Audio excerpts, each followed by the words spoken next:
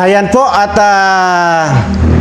kung ito pong si Cabral ay tumalon sa bangin, sa bagyo or sa Benguet, ito naman daw pong si Bangag ay tumalon naman dyan sa Ilog Pasig na kung saan po ay hanggang sa kasalukuyan 24 hours na po ay hindi pa siya lumulutang. So, ibig pong sabihin, baka sanay manisid dito, kaya talagang pang 24 hours yung kanyang sisid. So, ayan po, at ngayon po ay wala naman po akong itatapik din sa mga magnanakaw ng mga politikong ito, kundi konting pasada lang dito kay Cabral. So, ngayon, hindi ko talaga maubos isipin pagkatapos mong kumalimbat ng nagnakaw ng pira ng bayan, magpapakamatay ka lang pala. O ay ito, papaano na ito kung hindi na lumutang itong si Bangag, ay 24 hours na raw po ngayon hanggang hindi pa lumulutang.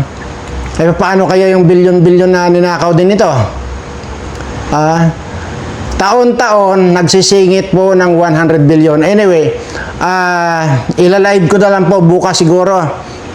Or, ewan ko kung kailan ko, kung sisipagin po akong i-live yung video po ni Attorney Harry Roque. At siyempre sila naman ang nakakaalam talaga kung ano yung mga, kahit wala yan dito, ay marami pong source ng balita ito si Attorney Harry Roque. So, ayan po. Tapos, nagnakaw lang ng nagnakaw. So ngayon, ang swerte ngayon yung asawa nitong si Cabral. Yun po yung sinasabi ko dati sa inyo. Kung inyo po natatandaan, nakaw kayo ng nakaw ng pira ng bayan. Tapos pag namatay kayo, either man lalaki yung mga asawa ninyo o di kaya mang bababae. O, di ba? Kagaya dito sa kaso ni Cabral, nagnakaw ng pira, tapos nung magpakamatay, ang bilyones ang naiwan dito sa asawa. Ay, kwanto, pambabayad lang yan, mambababae lang din yan. So ngayon, ikaw Cabral, ewan ko, ang talino mo namang tao, at kung bakit nagawa mo yan, na alam mo naman hindi nyo naisip na pagkatapos nyo mamatay, ang makikinabang dyan yung mga girlfriend ng mga asawa ninyo. Baliktarin natin ang panahon, kung lalaki man yan, namatay na yan. Sabi ko nga sa inyo inililibing pa lang kayo, dinadala pa lang kayo sa simenteryo. Kunwari yung mga asawa ninyo, mag-iiyak-iyakan yan. Gaganyan. Pero ang itinuturo, yung kasamang nakikipaglibing na guwapo o di kaya maganda. Inililibing ka pa lang, mayroon tinatarget yung asawa mo. Yun ang sinasabi ko sa inyo. Ang makikinabang lang either yung boyfriend or girlfriend ng mga asawa ninyo. Yun ang hindi nyo naisip. Gaya ito kay Cabral na ito, ay pa-short naman tong asawa nito. Anyway, at sabi ko nga po, hanggang ngayon po, hindi ko makuha yung logic kung bakit, isa pa mga kababayan, yun pong pinag-check-inan nitong si Cabral, yan po, yung Ion Hotel sa Baguio, yan po ay dating pag-aari niya. Kay Cabral pong hotel yan. Okay? Ngayon, hindi na ngayon dahil ibininta niya dito kay Arthur Yap. Ito yung Arthur Yap na congressman na isa ring noknokan ng pagiging kawatan tong hayop na ito. Ito yung mga ka-alyado ni na Rapi Tulfo, Erwin Tulfo. Yan yung ACT-CIS. Imaginin mo yan. Kaya itong Arthur Yap na ito, dapat ito nililiigan na talaga ito. Ang daming controversial nitong hayop nito. Oy, tika, Hindi pala yun ang topic ko. Napasarap ako. Sabi ko, hindi ako magta-topic ngayon ng mga politiko. Ay! Ay!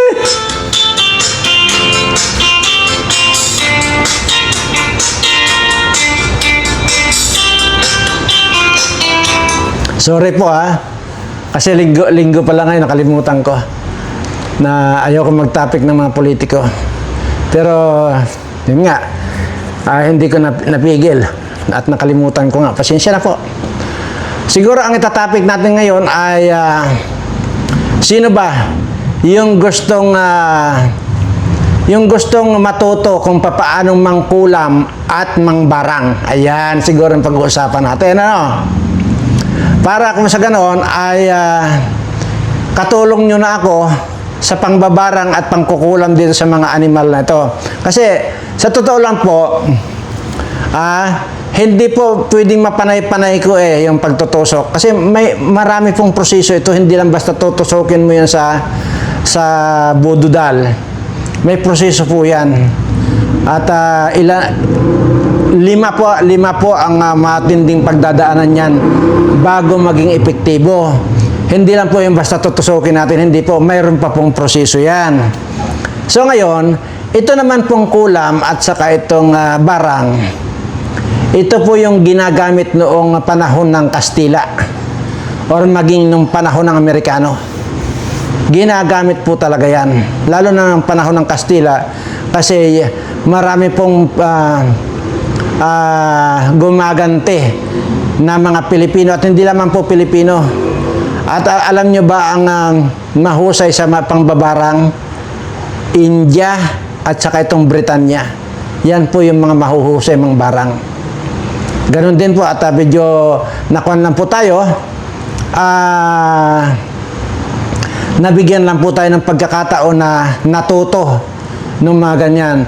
Pero yan naman pong ating, yun po naman aking natutunan ay hindi ko po basta-basta ginagamit yan kung hindi po talaga ay talagang malala na. Kaya yun pong gustong matuto na mangbarang at mangkulam ay mag-comment lang po kayo dyan kung sino yung gustong matuto. Depende po kung ilan kayo ay kung medyo marami kayo, sige, ituturo ko dito sa live. Pero yung panghuli, hindi ko na po ituturo dito sa video kasi kailangan maging sekreto yon at kailangan ano tawag dito,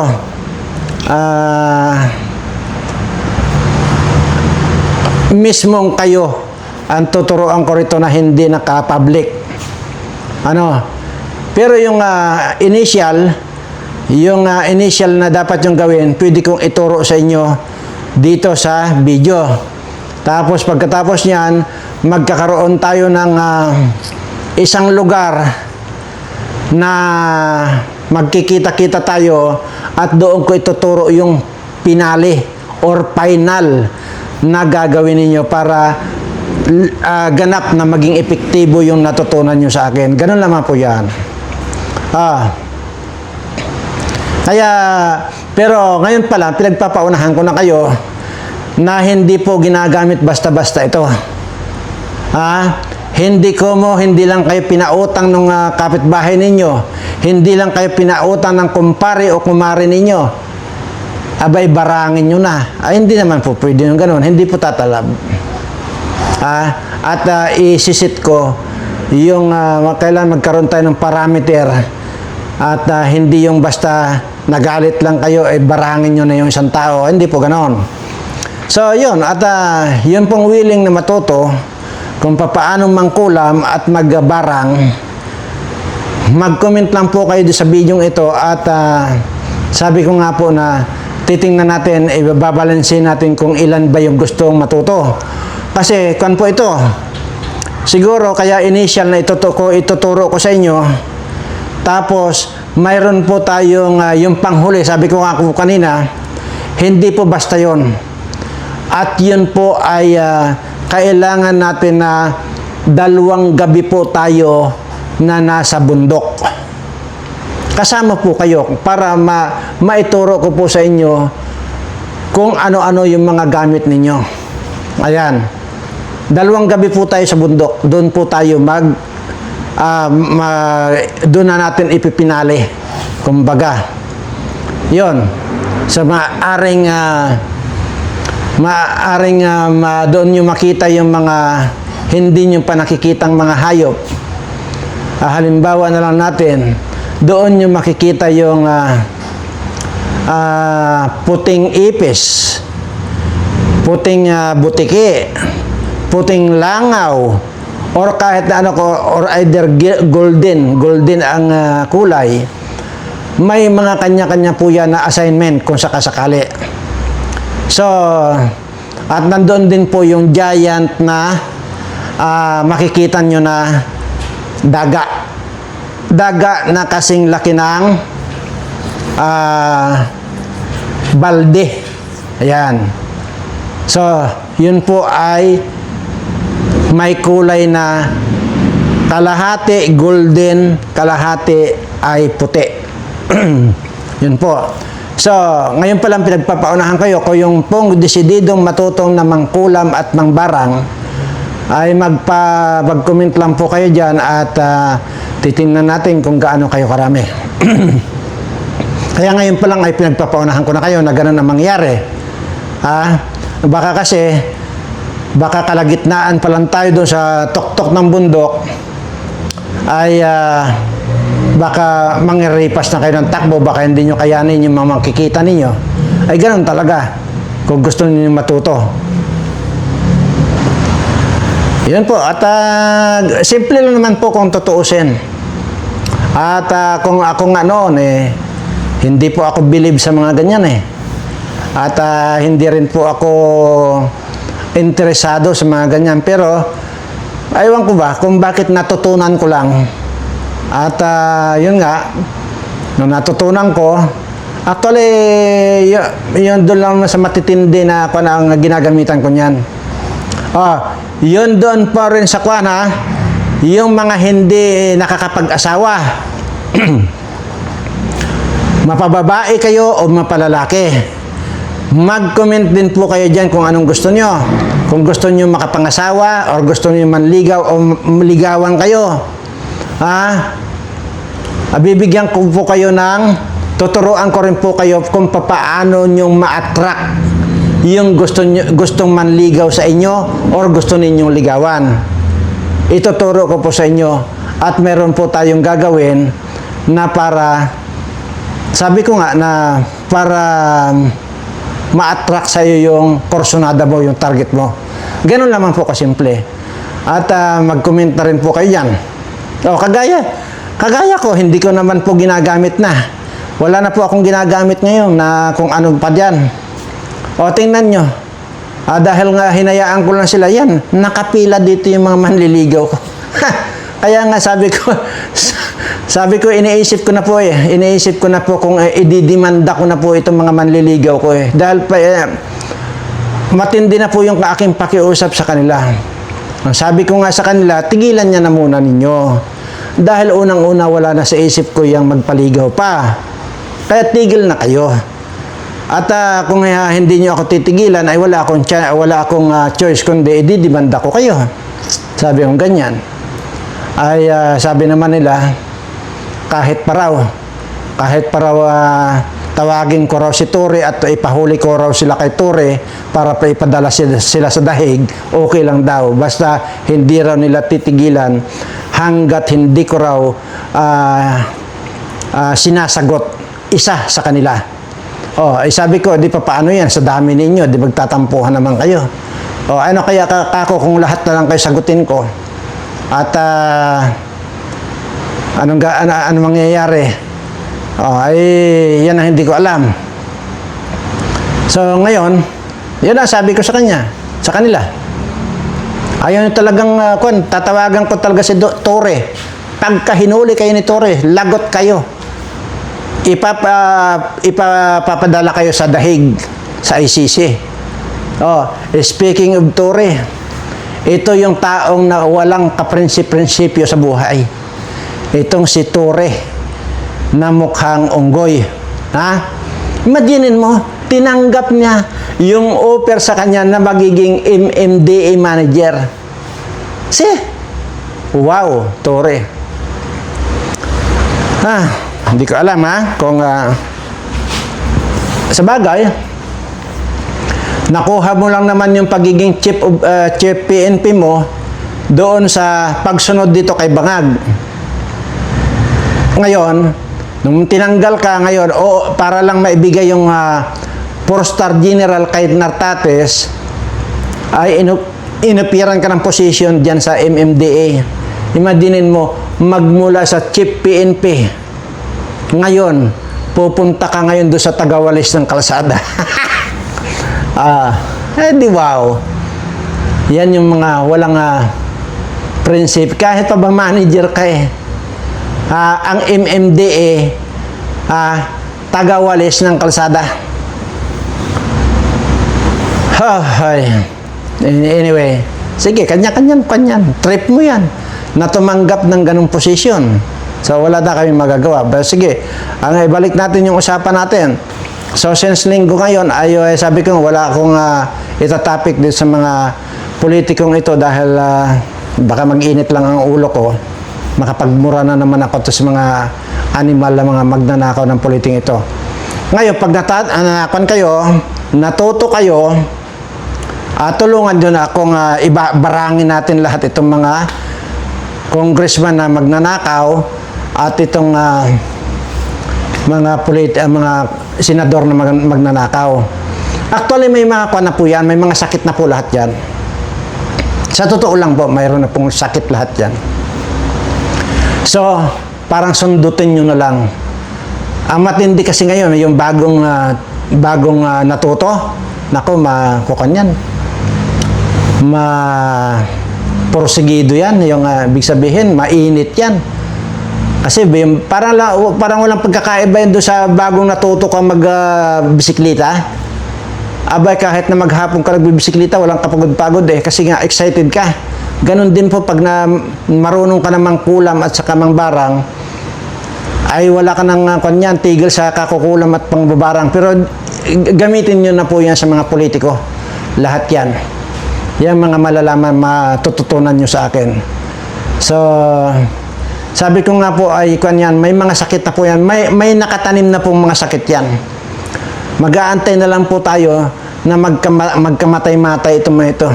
Dahil yung mga itinanim ko pong mga sakit dyan, hindi po nakakamatay.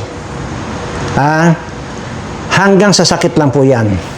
Ngayon, pagka halimbawa kasi hindi nila naagapan, mangyayari yan, lalala. Pag lumala yan, magkakaroon ng komplikasyon. Pag nagkaroon ng komplikasyon, ayun na. Yun ang pwede lang ikamatay. Pero yung aking itinanim sa kanilang mga sakit, hindi po nakakamatay yun. Mamamatay sila sa komplikasyon. So, wala pa rin tayong pananagutan sa ating Panginoon. Anyway, pinapayagan naman tayo nun. Sabi ko nga bakit natutunan ko yan? So, ibig sabihin, pinayagan ako ng Panginoon. Hindi po sa demonyo yan. Dahil hindi po ako gumagamit dito ng mga dasal-dasal. Ang ginagamitan ko lang po ng dasal dito kapag nakikipag-usap ako sa ating Panginoon.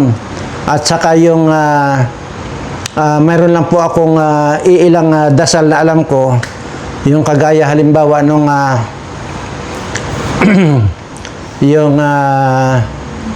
hindi ko alam kung anong halimbawa.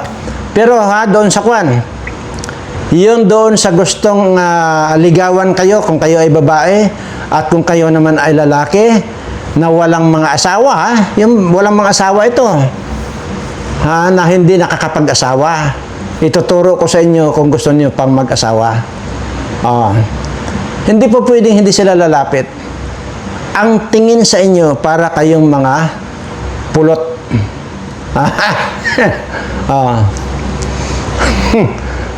Ngayon, ang ituturo ko sa inyo kung paanong gagamitin yung igusong pirigni.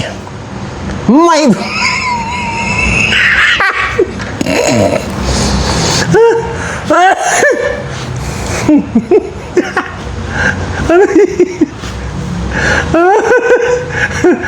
Ano ba? Hindi ko makanin. Igusong pirigni, may bulbul sa pisngi. Ituturo ko pa ang meaning niyan para sa ganon ay makaakit kayo. Kaakit-akit talaga kayo. Ha? Kahit panong itsura ninyo. Oh. Speaking of itsura, ha? Napanood ko ito kanina si Llamas. May programa na pala yan sa isang television ba yun? Tinititigan ko ang mukha nitong hayop na ito. Mukhang ipis pala itong putang na to. Mukhang ipis. Ito si Llamas. Na itinakwil ni Risa. Itinakwil yan na Risa. Kasi nung in-interview yan ni Manang Winnie Munsod. Sabi ni Winnie Munsod, yung kaugnayan mo kay Ronald Llamas, sabi ni Winnie, sabi naman ni Risa, what? Para siyang nabigla siya na talagang allergy siya na mabanggit itong Llamas na ito. Kasi minsan sa kanyang buhay nagdaan itong Llamas na ito, ang bantot daw ng bunganga niyan. Hindi raw nagsisipilyo yan. Putang ina, ang ginawa raw ng kwan dyan dati, ni Risa. Kasi pagka nag-check-in sila, halik daw ng halik yan, ay ang bantot daw ng bunganga niyan. Kaya raw may dala-dala daw yan dito si kwan dati, si Risa sa hotel. Baygon ang dala-dala. Pagka ganun na raw na hahalik na raw yan, ini-sprayhan daw ni Risa yan ang bunganga ng baygon.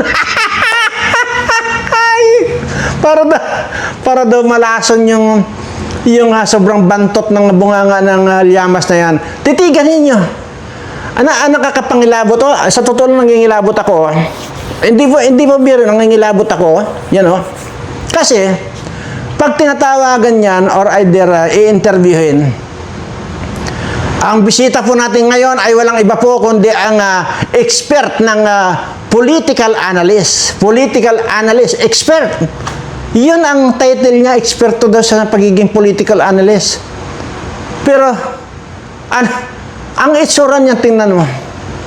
Inanay na yung ulo, wala ng buhok. Tapos yung itsura niya, mukhang ipis. Kahit mga kakampi ni Bangag ito, puro mga PWD.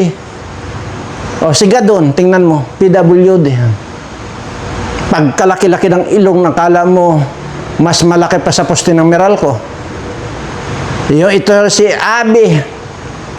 Ibang klase ang pagkakuan. Yung ilong naman ni Abe, mula dito, tapos kumalat hanggang dito. Parang bigote ng Arabo. Wala ka na makita kundi ilong. Yung parang paklang ng niyog. Yun. Yan ang itsura. Ang papangit nito mga putang inang mga kana ito. Itong mga naka-align kay Bangag. Ang papangit. Sobra. Tingnan mo yung mga kwan diyan. Makikita mo. Yung si Asidre na congressman na talagang kala mo yung mukha parang kinudradong adobe. Yan. Ayun namang nasa congressman ng La Union, parang may hydrocephalus. Pagkalaki-laki ng ulo, bigotilyo. O, di ba? Tingnan mo yan. Yung mga naka-align kay Bangag, wala, mga abnormal. Sa totoo lang, mga abnormal to.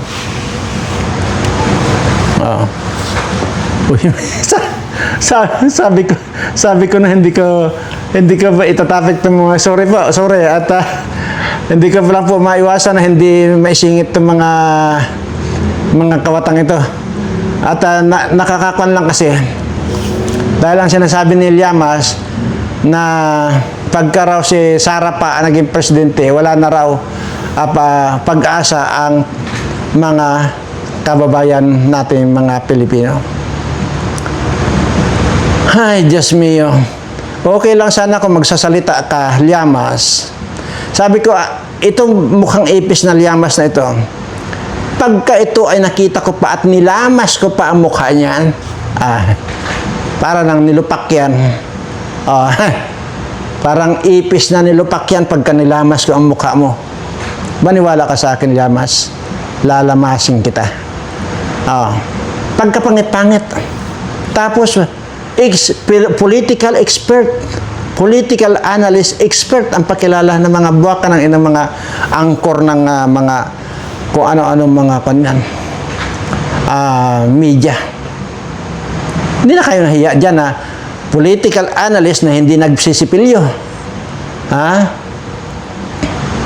Katunayan, sinabi ko na sa inyo kanina, imaginin mo, sa halip na ano nga yung dapat na pangmumog, yung Listerine, ang daladala ni Risa, pag nag-hotel sila, baygon ang daladala ni Risa, ini-sprayhan ni Lisa ng baygon niya, ang bunganga ni Llamas na yan, ang bantot daw ng kanya. Kaya hindi na nakatiis si Lisa, ayun, hiniwalayan na niya.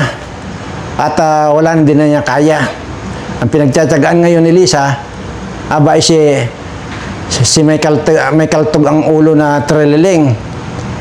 Magkaribal na ngayon sila ni Dilayla.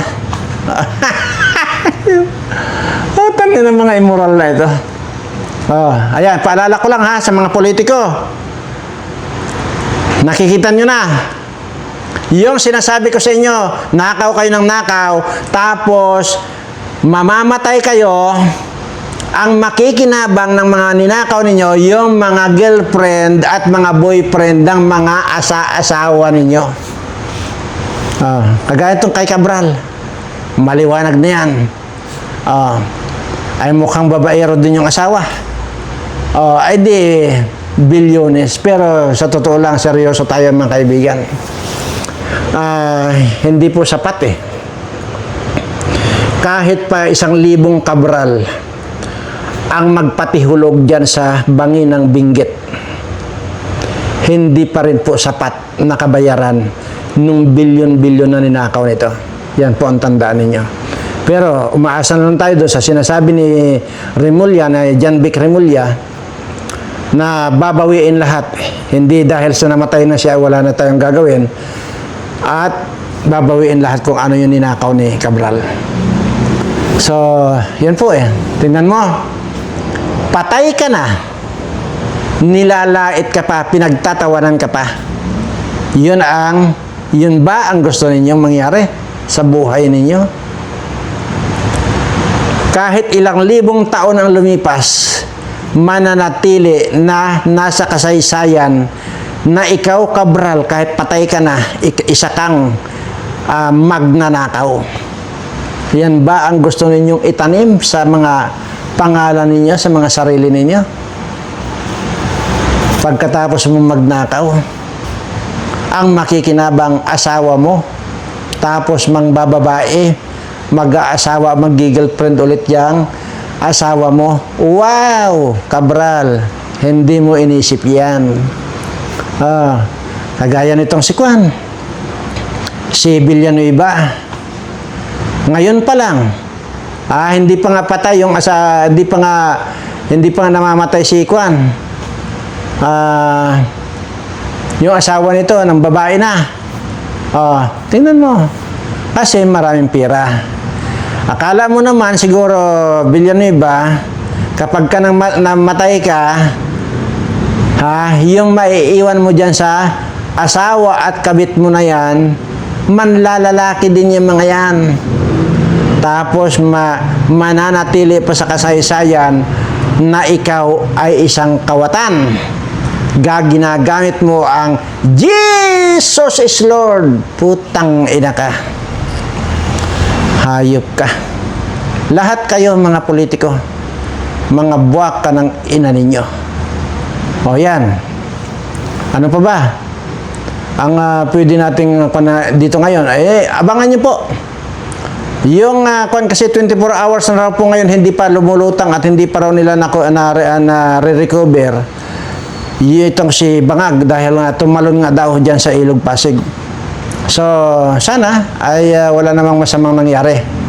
Dahil pag may masamang nangyari siya sa kanya, aba, ay siguradong itong asawa niya manlalalaki rin yan. So, yung ninakaw niyang pira, hindi rin niya napakinabangan. Ang makikinabang dyan ngayon, yung magiging boyfriend ng asawa niya, ay isa rin malibog ito. Papaano na? Nakaw pa more. Tapos, tumalon ka sa Ilog Pasig, ayun, patay. Hindi ko po sinasabing patay na ito si Kwan. Wala ko po sinasabi. Basta 24 hours na raw po hindi pa makita. At baka raw, sabi nga, hindi raw naman kaya nung tumalon sa ilog yan, di kaya nananaginip yon at doon pala sumubsob sa bilat ni Auntie Claire. Yun ang mga sapantahan ng iba. Di ba? So, dito po sa aking mga subscriber ay konting antay lang po. Dahil ito, malilimas po lahat itong mga ito. Mamamatay po lahat itong mga magnanakaw na ito. Dahil panay-panay. Nakakapagod din po kasi. Hindi lang po kasi natin basta tinutusok ito. Mayroon pang pinagdadaanan na proseso. Kaya 'di ba, pagka nagtusok ako, pinapasa ko rito dito sa buhay ko. Ito, gawin mo na. Ibig sabihin ng gawin mo na, mayroon pong gagawin pa 'yon. Hindi lang po yung basta tinusok ko. So malalaman niyo po yung mga initial na ituturo ko pagka nag-agree na po kayo na gusto niyo matuto ng mangulam at mangbarang, ay ituturo ko po rito sa video kung papaano ang procedure. Pero yung pang-last na pang-pinali natin, 2 gabi po tayo na nasa bundok. Ano po yan? At doon makikita nyo na yung mga alagad natin na pwede nating utusan na pumasok sa katawan ng mga taong gusto nating barangin. Ganun lamang po yan. So maraming salamat po at sa lahat po ng aking mga subscriber. Sana manawari ay ligtas kayo sa lahat ng uri ng kapahamakan. Ligtas kayo sa lahat ng uri ng sakit. Bagkos ang darating sa inyo, swerteng walang katapusan at pagpapala ng ating Panginoon, at ang swerte nga siyempre ay ibigay na sa inyo, diretso sa inyo, at hindi na kailangan dumaan pa sa akin. Maraming salamat at mahal na mahal ko po kayong lahat.